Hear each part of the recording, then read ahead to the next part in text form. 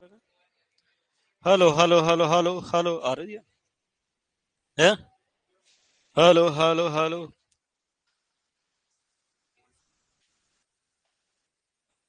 बेटा आवाज आ रही है? छोटू, राम रतन,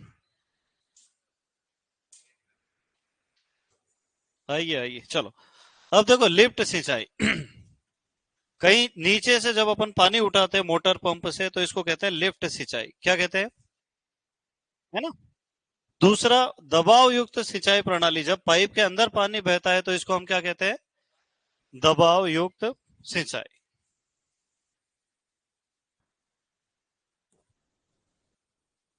लाल टोपी ज्यादा अच्छी लगती है कि सफेद? हाँ, काला आदमी सफेद टोपी, ब्लैक एंड व्हाइट मामला। तुम हंस तो ऐसे रहे जैसे सब गोरे हो।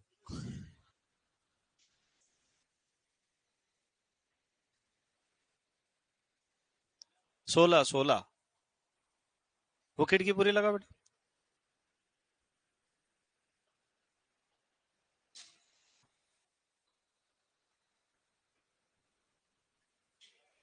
इनको तो ऐसी जरूरत नहीं है, मेरे लिए चालू करना खाली। ये तो बीमार हो जाए, सर्दी वर्दी हो जाती है इनको। कुछ नहीं लिखा है बेटा, अभी हाल ही आया हूं मैं भी। चलो चले आगे। तो ये सिंचाई खत्म, बस बहुत हो गया। अब अपन पढ़ेंगे। अच्छा, मैं अपन थोड़ा सा सिलेबस डिस्कस में दिखा देता हूँ एक बार, और पहले भी दिखा चुका हूँ मैं तुमको। नहीं दिखाया?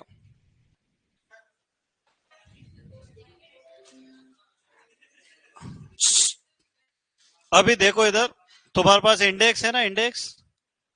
उसमें निशान लगा लेना कौन कौन से टॉपिक तो है और कौन कौन से नहीं है। ये पुराने वाला है, अभी नई तो आई नहीं वैकेंसी। क्या आ गई? अभी नहीं आई ना? तो 21 वाला ही चलेगा। सिलेबस बदलता तो है ही नहीं। चलो लगाओ फटाफट। इंपॉर्टेंट।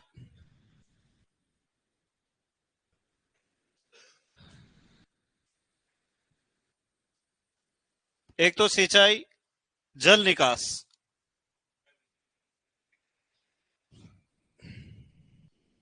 खरपतवार, उर्वरक। ये तो पूरा जेईटी का ही सिलेबस है यार। शुष्क खेती, बीज विज्ञान, सेम ही तो है। और मृदा विज्ञान, है ना। तो सोइल इसमें एग्रोनॉमी में ही आ जाता है।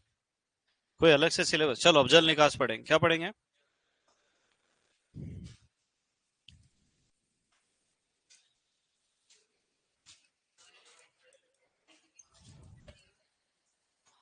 जल निकास को अंग्रेजी में क्या कहते हैं बेटा? हाँ, ड्रेनेज। वाटर ड्रेनेज नहीं, खाली ड्रेनेज। क्या कहते हैं? ड्रेनेज का मतलब पानी का ही निकालना, है ना। अब कभी कभी क्या होता है कि हमारे खेत में पानी भर जाता है, इस कंडीशन को कहते हैं वाटर लॉगिंग। क्या कहते हैं? जल भराव की समस्या या सेम की समस्या। गंगानगर हनुमानगढ़ में इसको क्या कहते हैं? सेम की समस्या। अब वो आवश्यकता से अधिक जो पानी है वो नुकसान करता है, तो उस पानी को कृत्रिम रूप से बाहर निकालना, इसका मतलब इनफिल्ट्रेशन, परकोलेशन, वाष्पीकरण, सीपेज, सबके बाद भी खेत में अगर पानी भरा है तो वो समस्या करता है। उसको कृत्रिम रूप से बाहर निकालना क्या कहलाता है? कृत्रिम रूप से खेत में पानी देना क्या कहलाता है? कृत्रिम रूप से खेत से पानी बाहर निकालना क्या कहलाता है?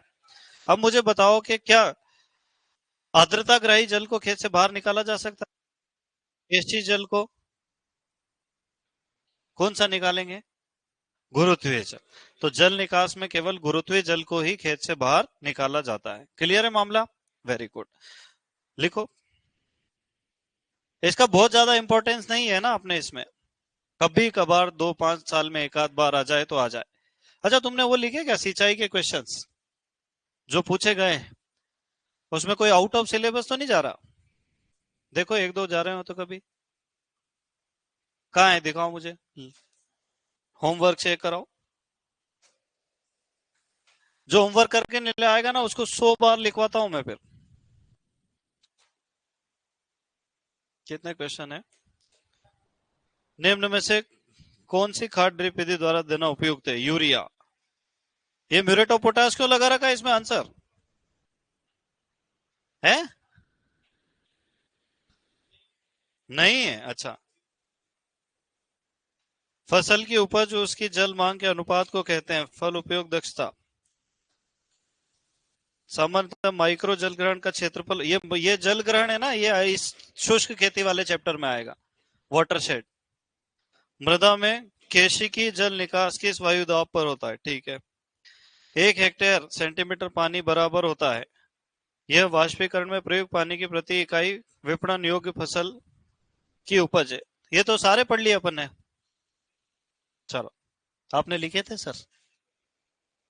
यार झूठे कहीं के। ये पन्ने किसी काम में नहीं आएंगे। ये ऐसे कितने पन्ने गायब हो चुके हैं दुनिया में, हैं? नहीं होना चाहिए। परीक्षा कब है तुम्हारी, ये बताओ? हैं? 8 मार्च 2026। तो 1 साल बाकी है। इतने में तो कितने ही भूल जाओगे। याद होना बहुत कोई बड़ी बात नहीं। याद तो मुझे सब था दुनिया में, पर जैसे जैसे समय बीता है चीजें सब अपन भूल जाते हैं, है ना? तो अगर कोई चीज याद हो गई है तो ज्यादा हाँ नहीं होना है, क्योंकि एग्जाम बहुत दूर है अभी। चलो, क्या लिखा है जल निकास में? अतिरिक्त जल को कृत्रिम रूप से, अतिरिक्त जल को कृत्रिम रूप से खेत से बाहर निकालना। अतिरिक्त जल को कृत्रिम रूप से खेत से बाहर निकालना क्या कहलाता है? जल निकास कहलाता।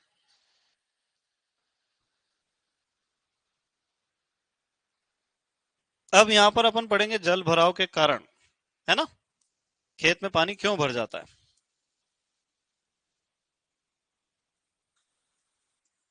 मुझे बताओ कि किसी खेत में अगर पानी भर गया है ना, उसको कहते हैं जल भराव या वाटर लॉगिंग। अंग्रेजी में क्या कहेंगे? हिंदी में और क्या कहते हैं? जल क्रांति या जलाक्रांत होना। और कहते हैं सेम की समस्या।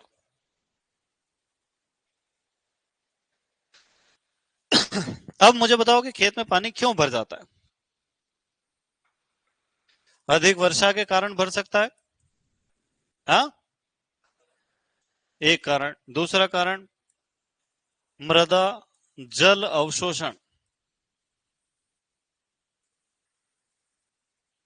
की दर अगर कम है, मतलब मिट्टी पानी सोखती ही नहीं है, तो भी पानी भर सकता है।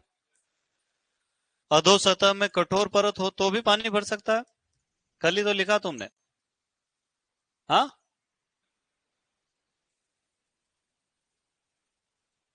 सड़क अथवा रेल मार्ग द्वारा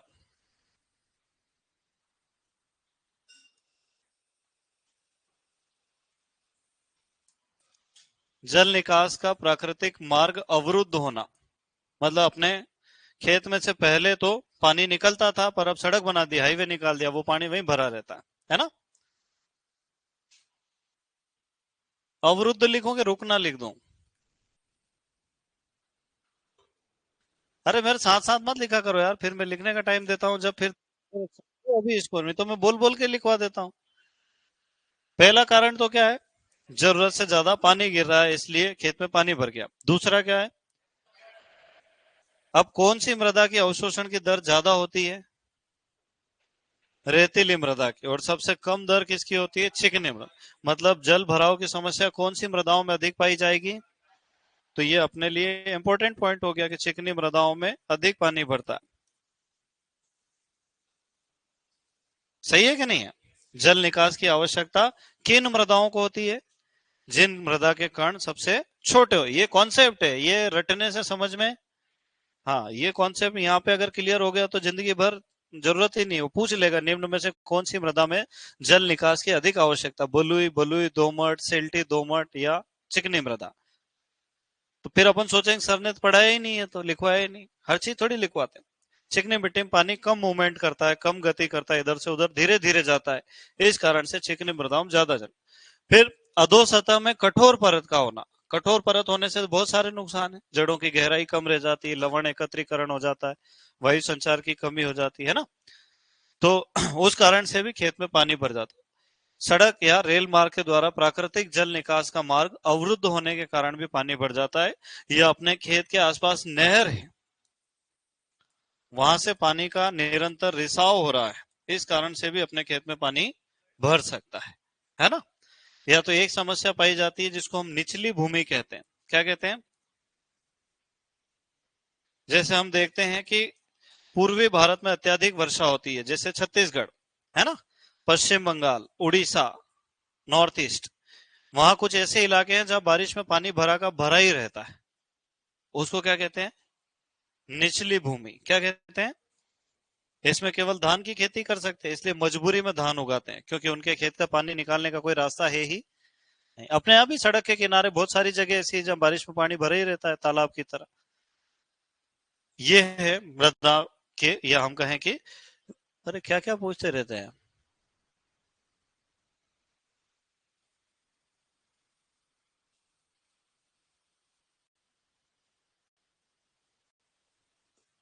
सर मुझे समझ में नहीं आ रहा कि होल्डिंग एंड कैपिलरी वाटर वाला चैप्टर आपका और भवानी सर का अलग अलग है या एक ही है, अलग अलग कैसे होगा? है ना, वो उनके जो लैंग्वेज है भवानी सर की, वो यूं कहते हैं कि 1/-1/3 बार से ऊपर पाया जाता, अपवर्ड, है ना। जैसे अपन ने पढ़ा गुरुत्वीय जल 1/3 एटीएम से कम पर पाया जाता है, ऐसा पढ़ा ना। कम का मतलब कम ताकत लगाना पड़ती, उसमें नेगेटिव वाटर पोटेंशियल जब कम ताकत लगाना पड़ती है तो ऊपर चले जाता है, तो उसको लिखते हैं -1/3 से ऊपर पाया जाता है। बात एक है, ये कहने के तरीके अलग अलग है ना। तो बच्चे टेंशन में आ जाते हैं कि उधर -31 बार से भी अधिक पाया जाता है, इधर -1/3 से भी अधिक पाया जाता है, इधर दोनों तरफ अधिक कैसे हो सकता है? तो वो अधिक नहीं है, वो अपवर्ड लिखा हुआ है अंग्रेजी की किताबों में, है ना। ताकत तो कम ही लगेगी। चलो, तो ये हो गए अपने जल भराव के कारण। अब मुझे एक बात बताओ, जल भराव से समस्या क्या होती है?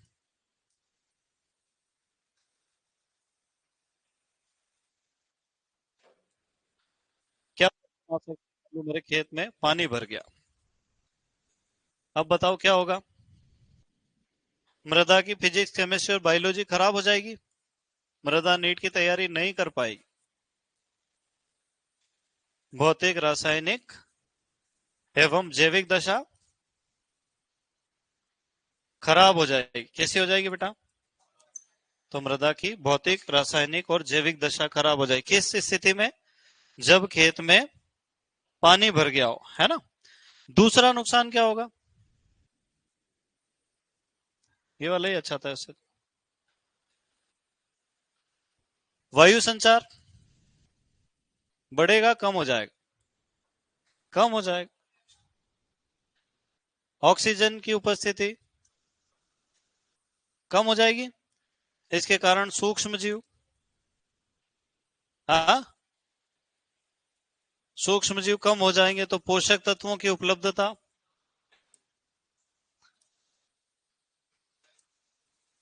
कम हो जाएगी। अब देखो, ऐसा माना जाता है कि कॉपर और जिंक अप्राप्य हो जाता है, कैल्शियम और पोटेशियम की कमी हो जाती है, और आयरन और मैंगनीज की घुलनशीलता बढ़ जाती है। नहीं आया समझ में? कौन कौन अप्राप्य हो जाता है? कॉपर और जिंक अप्राप्य, अप्राप्य का मतलब मिलना ही बंद हो जाता है। काके की कमी हो जाती, काके मतलब कैल्शियम और पोटेशियम धीरे धीरे कम होने लगता है, और अल्फे की घुलनशीलता, या फे मतलब आयरन, मैंगनीज, विषाक्तता बढ़ जाती है जल भरे क्षेत्रों में। इसलिए धान के पानी भरे खेतों में हमेशा आयरन विषाक्तता देखी जा सकती है, ठीक है। पर यहाँ पे एक लाभ भी होता है, फास्फोरस बढ़ जाता है। पडलिंग में पढ़ा था अपन ने, पडलिंग में भी फास्फोरस बढ़ जाता है, पानी भरे खेतों में भी फास्फोरस की उपलब्धता बढ़ जाती है। तो ये हानि नहीं है, ये क्या है? लाभ। और क्या हो सकता है बताओ? खेत में पानी भरा है मेरे,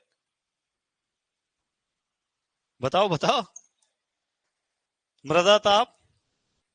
देखो दो तरीके, या तो सोच सोच के काम कर लो या तो रट रट के कर लो। रटने का तो अपने पास इतना दिमाग तो है नहीं कि सब रट ले अपन, तो इसलिए सोचो कि खेत में पानी भरा, अब क्या हो रहा है? तापमान बढ़ेगा कि कम होगा? तो प्रश्न आता है कि जल भराव की स्थिति में निम्न में से कौन सी दशा संभव नहीं है? तापमान का बढ़ना संभव नहीं है। क्लियर है मामला? Very good. कृषि क्रियाओं में देरी हो जाएगी क्या? हाँ, पक्का? अच्छा मुझे एक बात बताओ कि अगर पानी भर गया तो लवण एकत्रीकरण होगा कि निक्षालन हो जाएगा?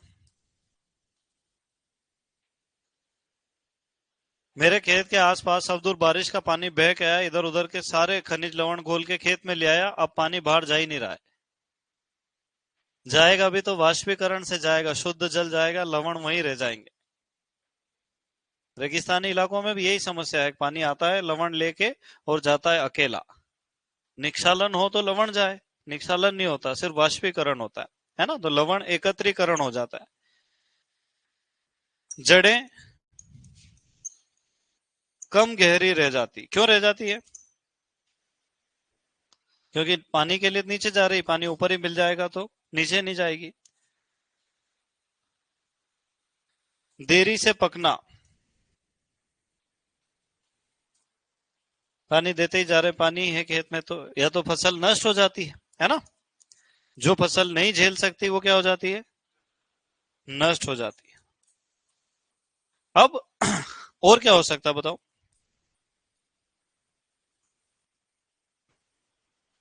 सोचो सोचो आराम से। कितने हो गए? एक, दो, तीन, चार, पांच, छह। बहुत सारे हो गए पर और भी हो सकते हैं।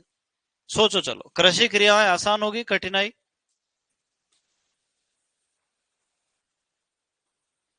है? आसान हो जाएगी। कृषि क्रियाओं में कठिनाई, जब तक वो पानी बाहर नहीं निकालेंगे ट्रैक्टर ही नहीं ले जा सकते खेत। है? अच्छा, खर्च आएगा कि नहीं आएगा? किस बात का? भूमि का मूल्य बढ़ेगा कि कम हो जाएगा? तुम चाहो तो 150 लिख सकते हो सोच सोच के। किसान टेंशन में रहेगा, खुश रहेगा? टेंशन में रहेगा बेचारा, उसके तो पानी भर गया खेत। लिखना चाहते हो क्या? लिखो।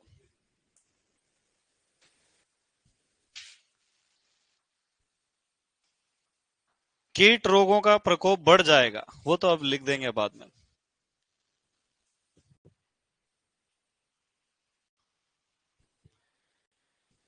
फोटोसिंथेसिस।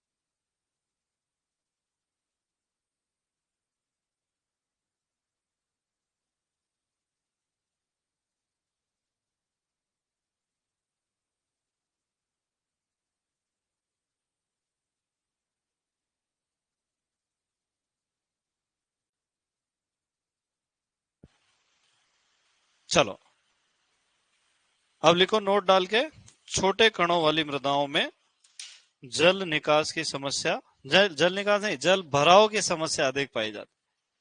छोटे कणों वाली मृदाओं में जल भराव की समस्या अधिक पाई जाती है।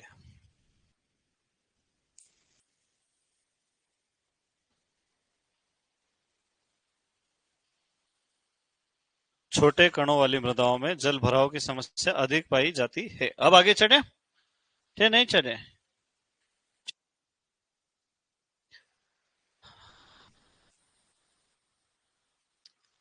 कीट और रोग बढ़ जाते हैं।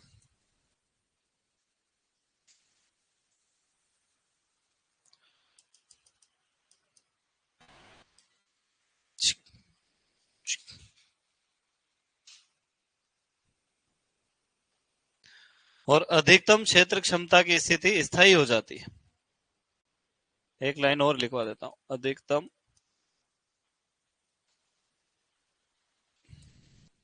क्षेत्र क्षमता की स्थिति स्थायी हो जाती है। तू भी हट जा भाई, तू मत रहे। चलो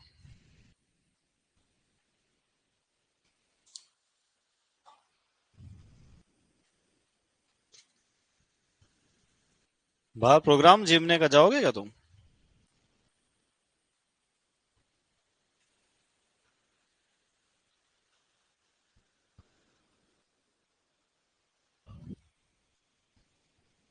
बाजे बज रहे हैं।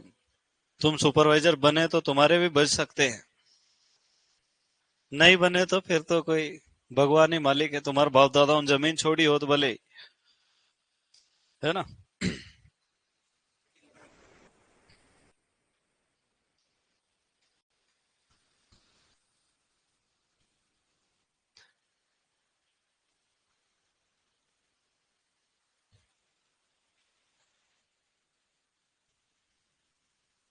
एक बात याद रखना बेटा, है ना, लोग कहते हैं कि दहेज मांगते हैं ये वो। और दूसरी बात ये भी याद रखना कि लड़कियों की शादी होती है जायदादों से, घरों से, नौकरियों से, आदमी से नहीं होती है। हाँ, लड़कियां ब्याही जाती है जायदादों से, इंसानों से नहीं।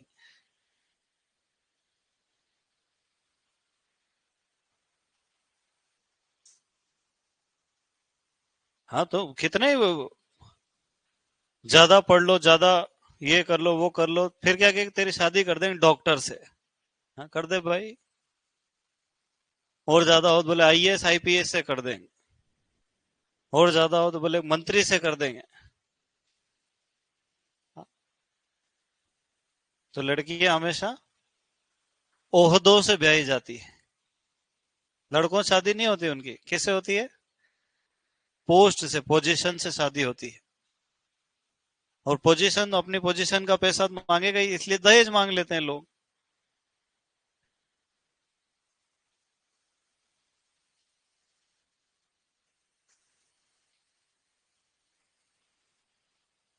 तो पहले खर्चा करते हैं, इन्वेस्टमेंट, बच्चों को पढ़ाते हैं, सरकारी नौकरी लगाते हैं, फिर वो खर्चा उस लड़की वालों से मांग लेते हैं कि स्कॉर्पियो से कम में तो काम होगा ही नहीं, है ना। अभी भोपाल में एक बारात आने वाली थी, वो आई नहीं।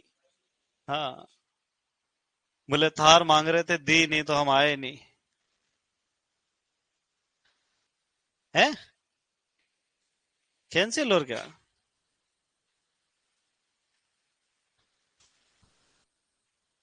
अच्छा तुम सोचो, उस लड़के की शादी होना चाहिए क्या कहीं? नहीं होना चाहिए।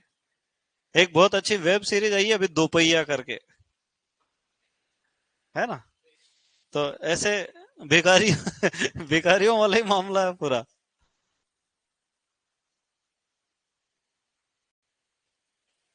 दहेज क्या लेना रे यार किसी से, मेरे को ये नहीं समझ में आता।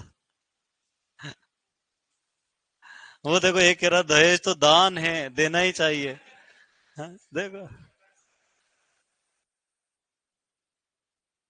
हाँ,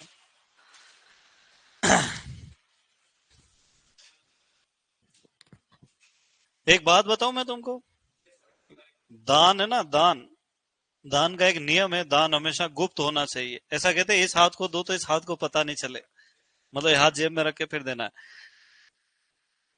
ऐसे वीडियो बना के 2.5 करोड़ रुपए 1 करोड़ का प्लॉट, आधा किलो सोना, वो दान, वो दान खत्म हो गया।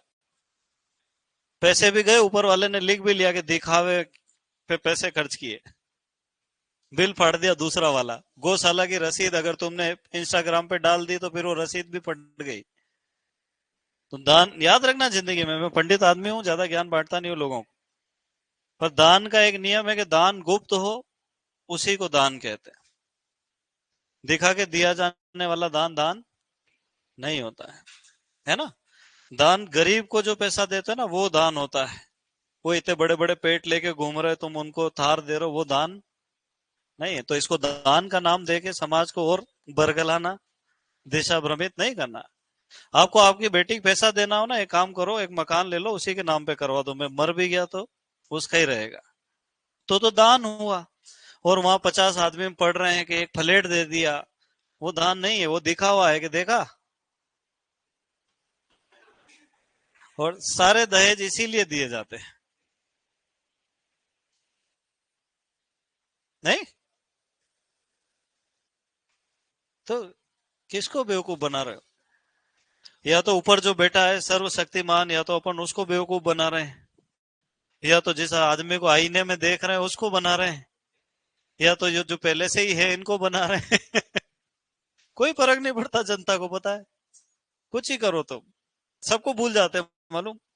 वो केजरीवाल, उसने पूरी जिंदगी लगा दी बेचारे ने। खूब झापड़ खाए लोगों से, ऑटो वाले, बड़ी मुश्किल से मुख्यमंत्री बना वो, फिर भी मजाक में लिया उसको।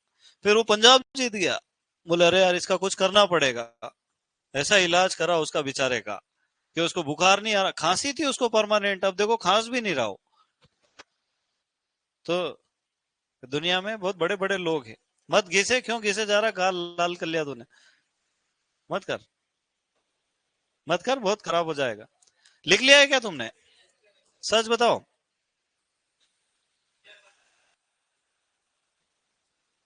वो कह रहे हमने तो हमारी बहन को दबा के दहेज दिया और दबा के लेंगे भी सही। चलने दो बेटा, कोई दिक्कत नहीं है। अरे दहेज वो आदमी दे जिसके घर में सब हो देने की स्थिति में, जिस आदमी घर में कुछ नहीं है वो दे रहा है, ये सबसे खराब है। देखो, अपने सुपरवाइजर में टॉपिक है भारतीय किसानों की समस्या, हाँ, है कि नहीं है? तो पहली समस्या तो आती है अशिक्षा, दूसरी जमीन का कम होना, तीसरी समस्या दिखावा करना। क्या करना? अभी तुम्हारे कभी पढ़ाऊंगा मैं, एक सहकारी खेती और सामूहिक खेती करके चीजें होती है, अपने सिलेबस में तो नहीं है पर फिर भी समझा देता हूं मैं, कभी क्वेश्चन आ जाए। जैसे आता है ना, खेती के साथ पशुपालन करना, मिश्रित खेती कहलाता है। वो भी खेती का प्रकार है, बाकी 4 प्रकार और होते हैं। 750 mm से कम वर्षा, शुष्क खेती। अब तो 3 ही बचे, तो 3 पढ़ा देते हैं अपन, है ना। तो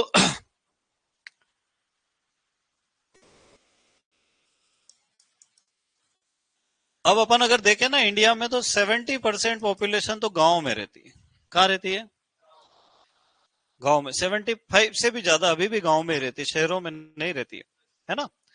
और ये पूरी जनसंख्या, मतलब 140 करोड़ का 70% निकालेंगे तो 100 करोड़ के ऊपर निकल जाएगा आसपास। कितना निकलेगा? 98, 98 करोड़ जनसंख्या जो है वो गांव में रहती है। और शहरों में और गांव में जमीन आसमान का अंतर है, रहन सहन में, खाने पीने में, सोचने में और जीवन जीने में।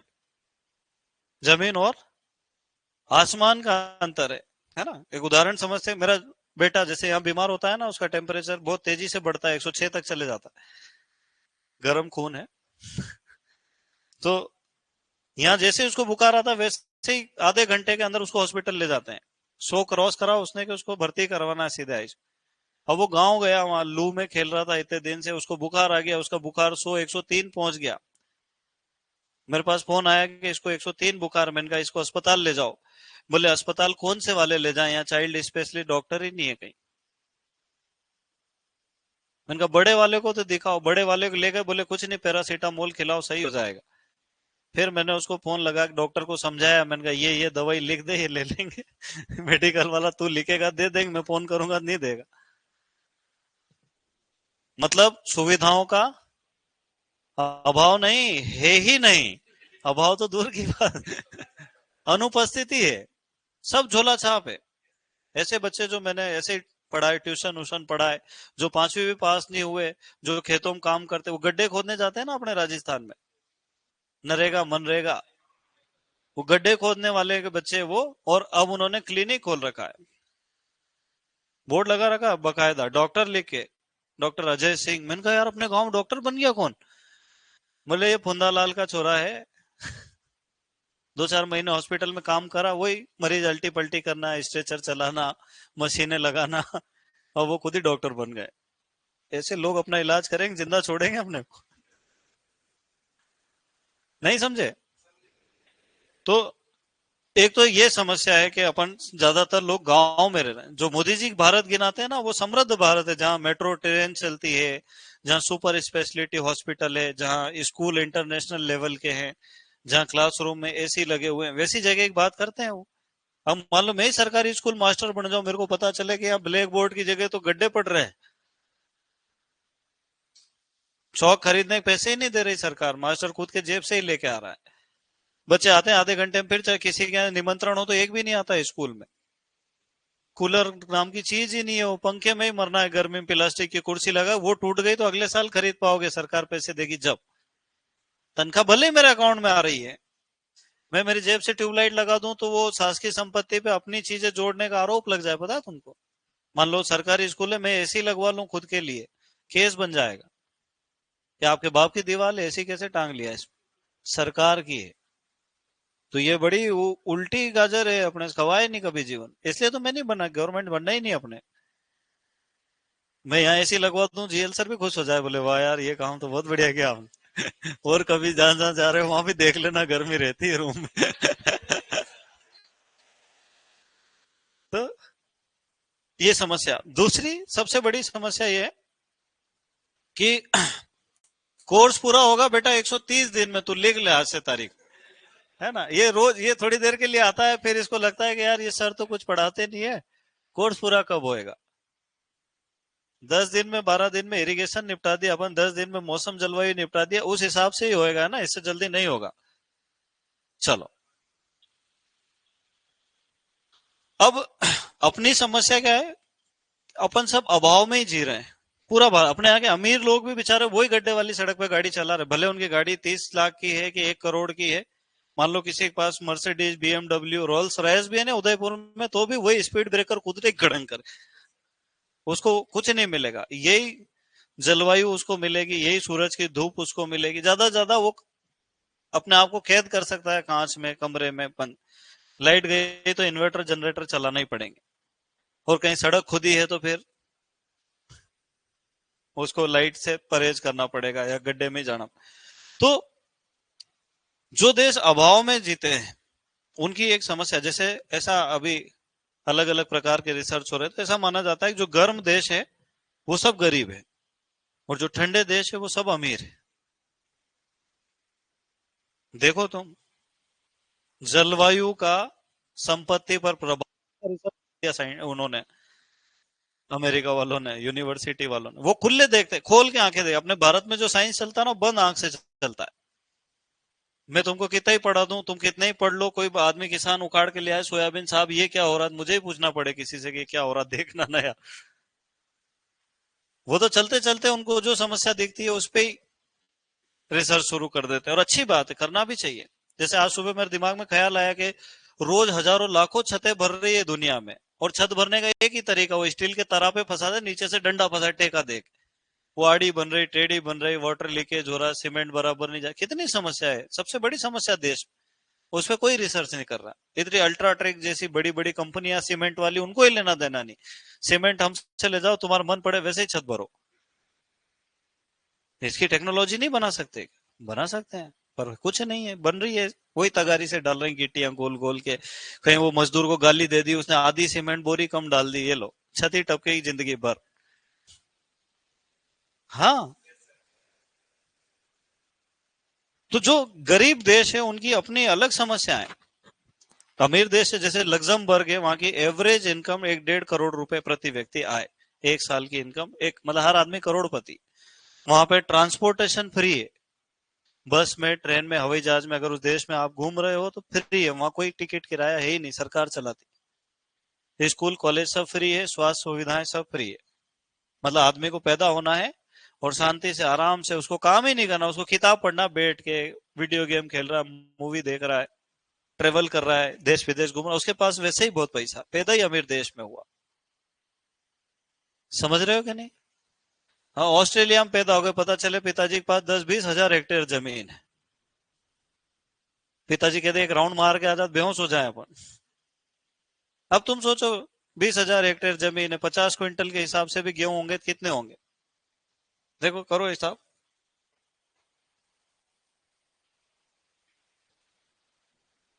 5 दूनी, 1, 2, 3, 4, 5।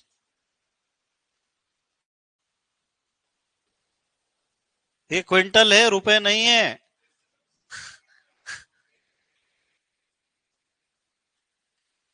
इसका 25 से गुणा कर दो। जैसे एक की जगह 25 लिख दूं, और क्या?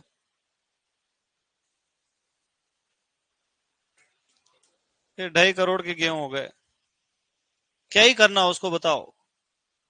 कुछ नहीं करना है। वो स्कूल ही नहीं जाए उसके बच्चे ना, तो कोई फर्क नहीं पड़ता है। क्यों नहीं पड़ता है? वो पैदा ही अमीर जगह पे हुआ है। अपने पड़ता है।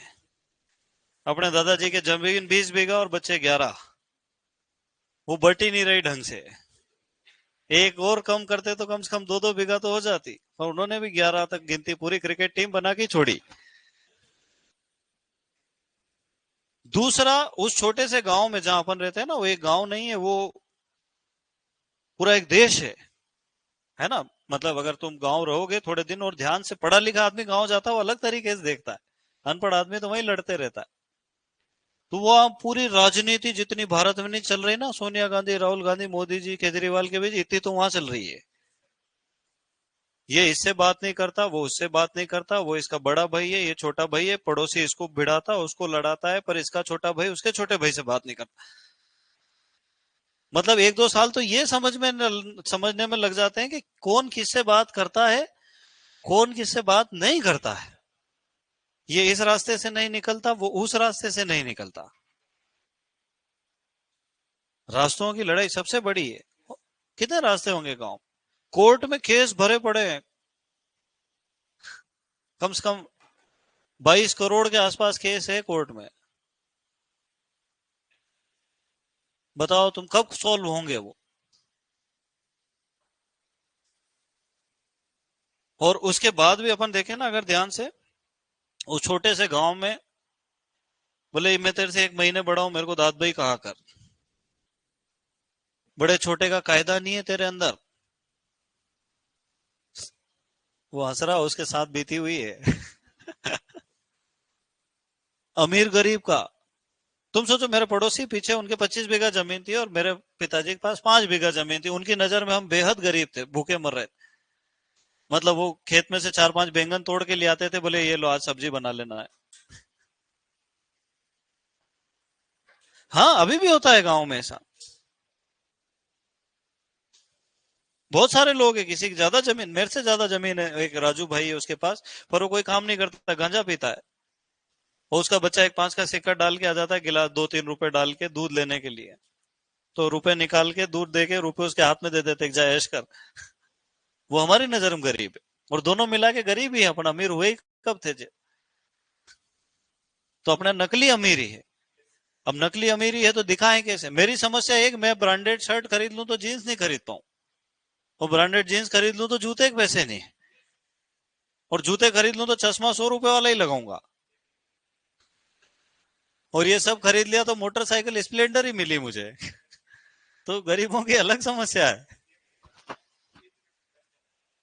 तो प्रॉब्लम कहां आती है कि एक आदमी, इंडिया में हिडन अनएम्प्लॉयमेंट है, इसको कहते हैं छिपी हुई बेरोजगारी या प्रच्छन्न बेरोजगारी, कभी सुना तुमने? ये सबसे बड़ी समस्या है। ये भारतीय किसानों की प्रमुख समस्याओं में सबसे प्रमुख समस्या क्या है बेटा? प्रच्छिन्न बेरोजगारी। ये टॉपिक भी लिखवा दूंगा मैं तुमको एक दिन। देखो, एक एग्जांपल से समझते हैं। मेरे दादाजी के पास 20 बीघा जमीन थी। कितनी थी? और एक कुआं था। और वो अकेले आदमी इस 20 बीघा जमीन पे खेती करते। ऐसी 5 गांव में 20-20 बीघा हुआ करती थी। अपन एक का ही उदाहरण समझते है ना। फिर उनके 4 बेटे हुए। कितने हो गए? तो अब वो 4 आदमी 5-5 बीघा पर खेती कर रहे हैं। और कुएं कितने हो गए? पहले एक ही बिजली का कनेक्शन था, बिजली वालों कितने पैसे दिए? पहले एक ही आदमी चौकीदारी करता था, अब चौकीदार कितने आदमी हो गए? पहले एक ही मजदूर रख रखा का, अलग चारों भाइयों ने कितने मजदूर रखे? 6। अब जो सबसे बड़े ताऊजी है, उनके खुद के भी 4 है। बाप से पीछे थोड़ी रहे आदमी। हाँ, बाप से कम थोड़ी रहे। ओ भाई, ओए तू तो रुक जा। ये समझ लेना, बराबरी समझना हो सबको। मेरे ऊपर भेदभाव का आरोप मत लगाना, ठीक है? फिर दूसरे वाले के तो एक ही, तीसरे वाले के भी एक ही है। हम 3 भाई है। अब जिस जमीन पे एक आदमी खेती कर रहा था, आज 9 है। गिनो देखो कितने हैं? 9 आदमी। और सबसे अच्छी बात तो यह है कि जो बड़े ताऊ जी है ना, उनके जो सबसे बड़ा बेटा है,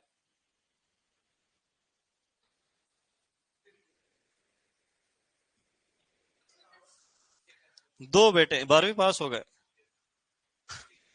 हाँ, मैं बहुत छोटा हूं मेरे परिवार में। अब तुम सोचो, ये पूरी 20 है, ठीक है? ये 5-5 के टुकड़े हैं, और ये 5/4 है, मतलब ये सवा सवा बीघा है। और ये सवा बीघा के 2। फिर उनसे छोटे वाले के तो लड़कियां हैं, फिर उनसे छोटे वाले के 2 और हैं। और सबसे छोटे वाले के अभी तीसरे की तैयारी। वो भी मेरे से 25 दिन बड़ा है और भैया कहलवाता है। पैर भी पड़ना पड़ते हैं उसके कभी कभी।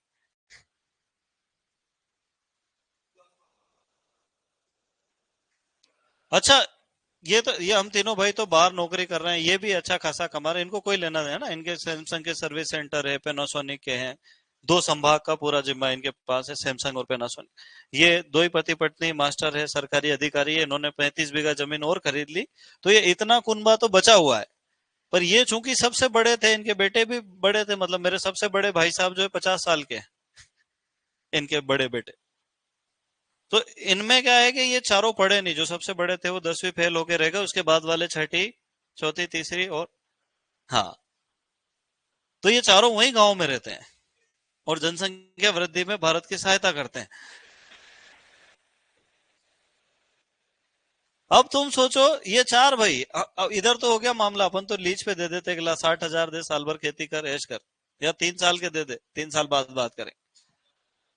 इनके ये सब इतने जो दिख रहे हैं ना, ये चारों भाई खेत पे जाते हैं। अब वो खेत ऐसा है लंबा। पहले एक ही हमने तो देखा, जब तो 20 बीघा भी एक हुआ करता था, पर अब फिर वो 4 हुए। और 4 में अब वो आड़ी रेखाएं खींची हुई है ना। तो वो चारों भाई सुबह 5 बजे उठ के एक एक डंडा लेके अपने अपने खेत पे जाते। अब अपना खेत कितना बड़ा, इस कमरे से थोड़ा ही ज्यादा दिखता होगा। सवा बीघा जमीन दिखती खुले खेत में, पता ही नहीं लगता। भटा फेंको दूसरे में गिर जाके। चारों ने अपनी अपनी खटिया डाल रखी, एक एक वो झोपड़ी बना रखी है। चारों जाके बैठते हैं। फिर 9-10 बज जाते, चारों पैदल आते, एक के पीछे एक ही आते हैं वो तो, कि चलो खाना खाने का टाइम हो गया। 4 थालियां लगती अलग अलग कमरों में, फिर चारों अपना अपना खाना खाते। अब ये बड़े हो गए तो अब इनकी भी ड्यूटी है। तो वो दोनों बात करते आपस में, अंकल अंकल के लड़के। बोले यार देख तो, अपने बाप उनके हिस्से में कुछ ही नहीं आया। इसमें एक बार लाइन तो खींच देखे, बीच में अपने क्या आ रहा है इससे। कहने का मतलब ये है कि जहां एक आदमी मैनेजमेंट कर सकता है, वहां 20 आदमी जबरदस्ती उतनी जगह में परेशान हो रहे हैं। इसको कहते हैं काम कौड़ी का नहीं और फुर्सत घड़ी की नहीं। काम तो है ही नहीं। अब बताओ इन्होंने कितने कनेक्शन करवा रखे, 1 2 3 4, और ये बच्चे भी अगर बांट लेंगे जमीन तो कितने बिजली के बिल भरेंगे, 1 2 3 4 5 6 7 8। नहीं समझ में आया? ये बड़ी समस्या है। एक तो प्रच्छन्न बेरोजगारी, दूसरी बड़ी समस्या क्या है?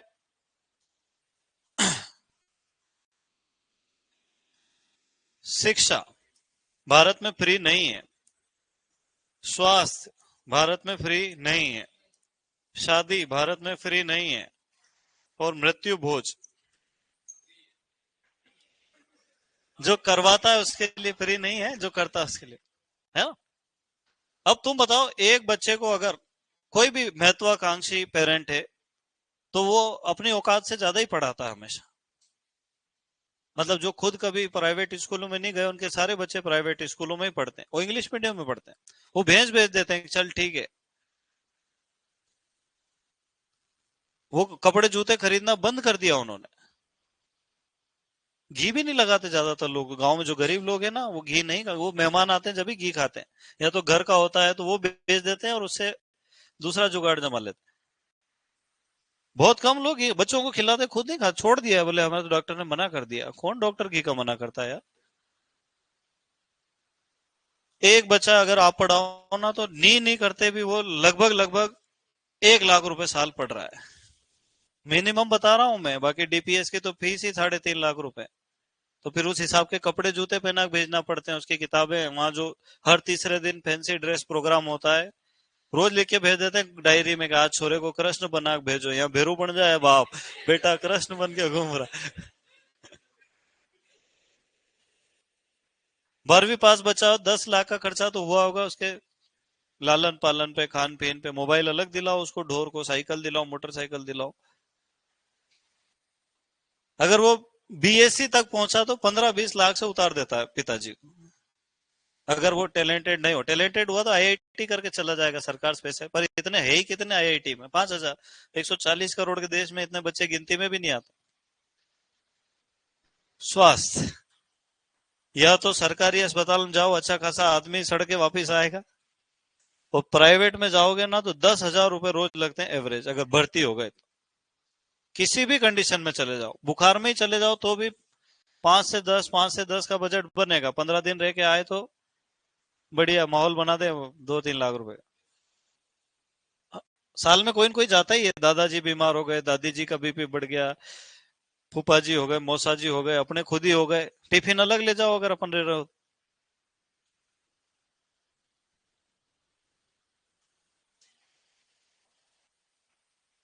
एक आदमी अपनी एवरेज 5 साल की इनकम शादी पे खर्चा कर देता है, अपनी औकात से बहुत ही, बहुत ज्यादा।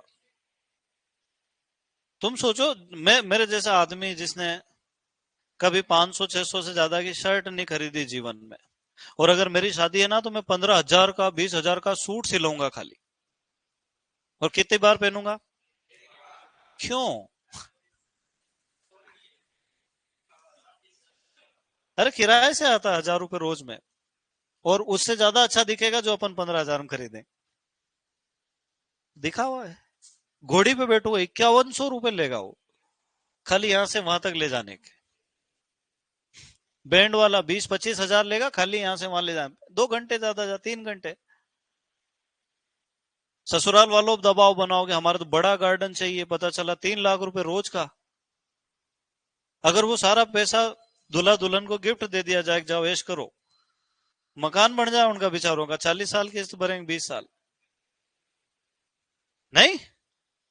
अच्छा ये तो ठीक है, चलो कि उसके पास था, उसने दे दिया, खर्चा भी कर दिया, कोई दिक्कत नहीं, कर्जे में नहीं गया आदमी, उसने उसकी व्यवस्था कर रखी थी। एक टाइम खाना खाया, कम खाया, पैसे बचाए जहां खर्चा करने थे नहीं करे, बच्चों की पढ़ाई में थोड़ी कमी छोड़ दी, सरकारी अस्पताल में इलाज कर, ऐसे ही बचता है पैसा, थोड़ा थोड़ा थोड़ा थोड़ा करके 5 25 लाख शादी में खर्चा कर दिया। पर उस आदमी का क्या बेचारा, जिसके पास तो था ही नहीं। उसका बड़ा भाई तो सरकारी मास्टर था, उसने तो बेटी की शादी में स्कॉर्पियो दे दी। छोटा भाई बेचारा खेती कर रहा, उसके पास स्कॉर्पियो देने के पैसे नहीं है, पर वो अपने आप को बड़े भाई से 1% भी कम समझता। तो कोशिश करेगा कि 1-2 बीघा खसका देता हूं स्कॉर्पियो तो मैं भी दूंगा। वो दे दे कोई बात नहीं, पर लेने वाला कितना बड़े वाला है। उसको मालूम है कि यार ये अपना रिश्तेदार होने के बाद खाली वो डब्बे के लिए, डब्बा ही है वो स्कॉर्पियो, कहीं पलटी मारेगा खत्म हो जाएगा, आग लग जाए। कितनी देर चलती गाड़ी, घोड़े क्या भरोसा। तो वो तो खून चूसने जैसे ही काम है रिश्तेदारों का। तो मेरा यूं कहना है कि जिनके पास पैसे हो ना वो दे, भरपूर दे, पर चुपचाप चेक बना के दे दे अपने जमाई साहब को, लिफाफे में रख के घर बुला के कि ये लो, किसी को बोलना मत, अच्छा नहीं लगता है। लोगों को मोटिवेट करो अच्छी चीजों के लिए, बुरी चीजों का प्रचार नहीं करना है। बुरी चीजों का प्रचार करने से फायदा नहीं होता है, क्या होता है, नुकसान होता है। अपन इसको बढ़ावा दे रहे हैं, अपन इसको दान का नाम दे रहे हैं, शर्म आना चाहिए। ये दान नहीं है। दान कौन सा मैंने बताया ना तुमको, कि इस हाथ से दिया, इस हाथ को। पैसे हैं पड़े हैं, मर्जी हुई गौशाला में 50,000 देना है, एक चेक बनाया गौशाला वाले ले जाकर दे दिया, पंडित जी ये लगा देना। साहब फोटो नहीं खिंचाओगे? इसका कौन फोटो खिंचाता है यार। फोटो टंग जाएगा दीवार पे। तो दान उसको कहते हैं। दिखावे और दान में जमीन आसमान का अंतर है। कई लोग दान पेटी में 500 का नोट डालते टाइम फोटो खिंचा लेते, मतलब भगवान को दिखा रहा है कि देखो 500 डाले हैं। तो और ये एक और अनचाहा खर्चा है ना, इस खर्चे के चक्कर में जितनी मौतें हुई है कभी भी नहीं हुई। ये जो है ना, ये एक ऐसा खर्चा, जैसे एग्जाम्पल से समझते हैं, एक व्यक्ति बीमार हुआ, उसके बच्चों ने 5-10 लाख रुपए इकट्ठे करके रख रखे हैं। अब वो पैसे जो है 5-10 लाख रुपए वो इसके इलाज में खर्चा नहीं करेंगे, क्योंकि इसके मरते ही वो खर्चा करेंगे। ये आदमी खटिया पे पड़ा है, बीमार है, इसके कीड़े पड़ गए हैं, पर वो प्राइवेट अस्पताल में नहीं ले जाएंगे, क्योंकि प्राइवेट अस्पताल वाला 5-10 लाख रुपए ले लेगा, ठीक कर देगा, और बाप 2 साल बाद फिर मर जाएगा, 10 लाख और चाहिएंगे, क्योंकि लोग मिठाई खा सके। तो बोले 2 साल बाद मरे, अभी मर जाओ, खत्म करो। ये बड़ी समस्या, इलाज का पैसा मृत्यु भोज में खर्चा, तो भारी काम है। तो तुम है ना थोड़ा हिम्मत वाले बनना, पैसा हो तो खूब खर्चा करो यार, दिक्कत ही नहीं, मैं कौन सा रुक रहा हूं जो। पर नहीं हो तो नहीं करना, किसी के कहने में आना ही नहीं, कभी मत आना। तू दबाव में काम नहीं करना। कोई आए कहे कि स्कॉर्पियो चाहिए, अपनी सिस्टर है तो बोले यार ये भिखारी आदमी, इससे तो शादी नहीं करूंगा, मैं खुददार आदमी से करूंगा, स्कॉर्पियो मैं दूंगा मेरी मर्जी से, मांगे हुए को नहीं दूंगा। तो मजा है स्कॉर्पियो देने का। और वो आदमी कितना खुददार होगा जो तुम कहोगे स्कॉर्पियो दे दे, और वो कहे कि तुम तुम्हारे छोटे भाई को पढ़ा लेना, वही स्कॉर्पियो हमारे लिए। तो ये अच्छी चीजों को बढ़ावा दो, इसको दान धर्म का नाम देके समाज को दिशा भ्रमित नहीं करना है ना, कम से कम दिखावा करना है। ठीक है, अपन ने समाज का जिंदगी भर खाया, खिला दो एक टाइम का खाना, इससे ज्यादा कुछ नहीं। अब कई बार होता है, बोले जयपुर से डीजे बुलवाया, तो बताओ यार डीजे कितनी देर बाद, 2-2.5 घंटे और निपटा गया, 1-1.5 लाख का मामला। हमने पिताजी से पूछो 1.5 लाख कमाने के लिए कितने साल खेतों में काम करा है उन्होंने, कितने दिन नई मोटरसाइकिल नहीं खरीदी, पुरानी पे वो हवा के झोंके खा रहे हैं। धोतियां पड़ जाए, बनियान देखी पिताजी की टंगी हुई, देखना ऐसा लगे जलिया वाला बाग की फायरिंग इनके ऊपर ही करी थी किसी। ठीक है, लड़कियां भी कम थोड़ी है, उनके भी 10-12 हजार का सिर्फ मेकअप ही लगता है, 4 घंटे की बात रहती है।